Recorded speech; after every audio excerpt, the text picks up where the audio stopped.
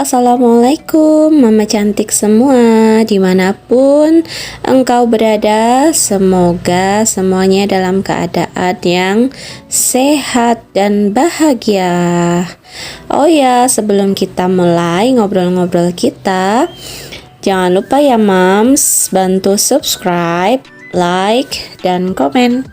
Nyalakan juga ya loncengnya biar Mami semua dapat pemberitahuan saat kami mengupload video baru. Mama, siapa nih yang setiap pagi suka minum Jennifer? Jeruk nipis peras. Nah, ini saya mulai membiasakan lagi ya minum Jennifer karena ternyata efeknya itu bagus ya buat melancarkan pencernaan ya. Nah, ada yang sama nggak kayak saya nih? Nah, ini saya pakainya air hangat ya Mams. Air hangat yang agak panasan dikit gitu. Terus aku kasih jeruknya, aku peras-peras. Asam sih, asam-asam dikit, tapi alhamdulillah masih kuat-kuat aja nih asamnya. Wah, pagi-pagi udah dimulai dengan yang asam-asam ya. Nggak apa-apa, yang penting bikin pencernaan kita sehat, ya kan ya Mams ya. Oke Mams, kita hari ini mau ngobrolin apa ya enaknya ya. Kemarin anak saya yang pertama pernah bertanya pada saya, Bu, kenapa ya di luar sana itu ada orang yang hidupnya itu banyak masalah gitu. Masalah itu terus datang bertubi-tubi, kayak nggak ada jeda gitu. Kenapa ya Mams? Nah, kalau jawab pertanyaan seperti itu gimana Mams? Jadi begini jawaban dari saya. Jadi sebenarnya kalau Allah kasih masalah itu sebenarnya adalah rahasia dari Allah ya kepada setiap hamba yang mendapatkannya. Nah, itu cuma kalau di dalam Al-Quran itu disebutkan ada satu ayat yang emang ini ayat favorit banget ya bagi saya sendiri. Nah, ini ada di dalam surat At-Talaq akhir ayat kedua dan ayat ketiga. Nah, mungkin mami semua udah nggak asing ya sama ayat ini gitu. Jadi di sana disebutkan bahwa wa may yattaqillaha yaj'al lahu makhraja gitu. Jadi barang siapa yang bertakwa kepada Allah, maka Allah akan membukakan jalan keluar baginya.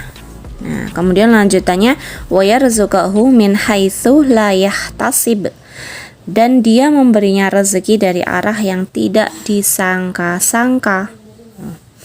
Wa may yatawakkal 'alallahi fahuwa hasbuh, dan barang siapa bertawakal kepada Allah, niscaya Allah akan mencukupkan keperluannya. Gitu ya.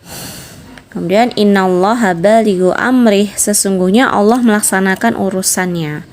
Qad ja'alallahu likulli syai'in qadara. Nah, sesungguhnya Allah sudah mengadakan ketentuan bagi setiap segala sesuatu.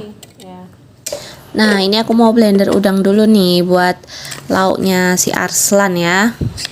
Nah, Arslan suka banget loh udang dibikin kayak gini. Jadi kayak teksturnya kayak abon gitu.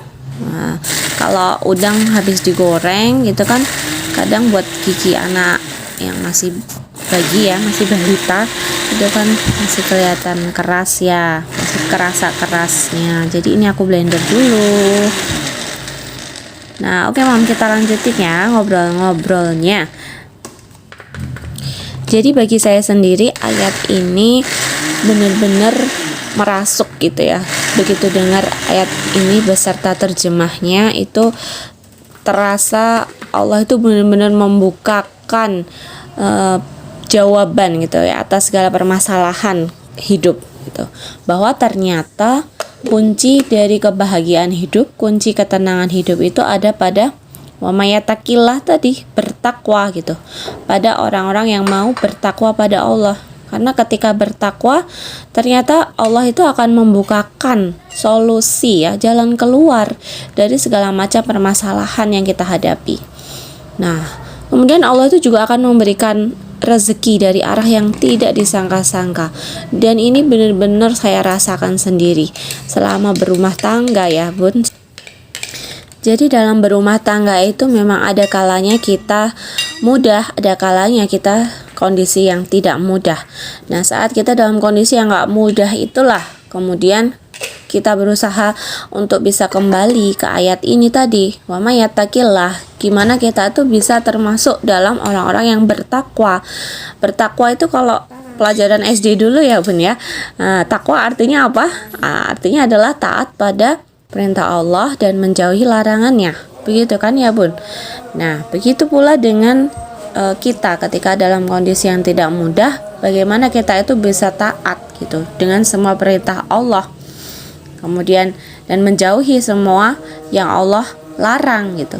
Nah, misalkan nih saat ada masalah nih, saya berusaha nih kencengin lagi tilawahnya, tambahin lagi sholat sunnahnya, kemudian taat lagi sama suami, lebih patuh lagi sama suami, lebih berbakti lagi sama orang tua gitu, dan seterusnya. Kadangkala kita itu nggak sadar ya Bun ya, bikin dosa tiap hari. Contohnya apa? Contohnya ghibah ya. Ghibah itu gosip. Nah, ngomongin orang. Nah, itu mungkin kita nggak sadar tiap hari itu ngomongin orang. Kemudian mungkin juga nggak sadar kita ngeyel sama suami atau mentak anak. Nah, itu udah termasuk dosa loh Bun. Nah, dan itulah kemudian yang membuat gitu ya, mungkin ya membuat Allah itu mendatangkan cobaan-cobaan. Biar apa? Ya biar kita itu mau istighfar gitu, biar kita itu mendekat lagi sama Allah.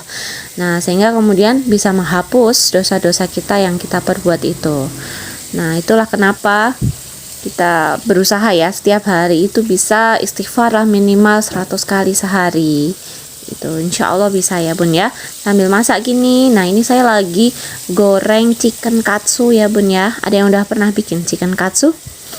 Nah, ini jadi ayamnya aku filet tipis-tipis, kemudian aku rendam bumbu bawang, terus garam sama merica sama kaldu jamur ya Bun ya. Kemudian ini aku goreng, aku kasih tepung ya bagian luarnya, tepung bumbu gitu.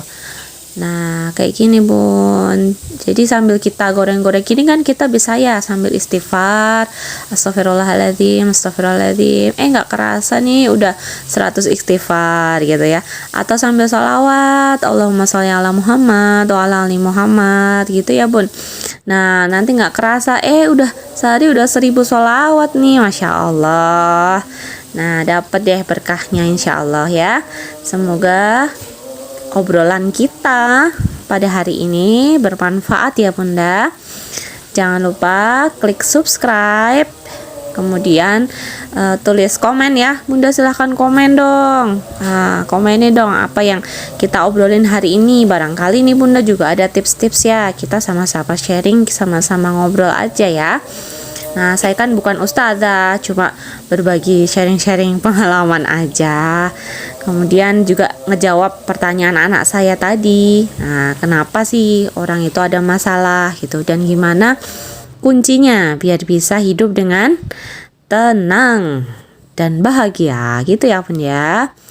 Nah, ini aku lagi jemput sekolah anak ya. Siang-siang gini udah mulai sepi. Saya emang sering nelat kalau jemput. Biasanya anaknya nggak mau dijemput awal ya, pengen main dulu sama temennya. Jadi ini saya jemputnya agak siangan. Udah pada pulang nih, udah pada sepi sekolahannya. Nah, boleh dong nanti kita hafalin nih Quran surat At-Tolak akhir ayat 2 dan ayat ketiga. Dan jangan lupa juga untuk mengamalkannya ya Bunda ya. Nah, jadi ini semoga bisa menjadi solusi atas segala permasalahan hidup kita. Amin. Sekian, assalamualaikum warahmatullahi wabarakatuh.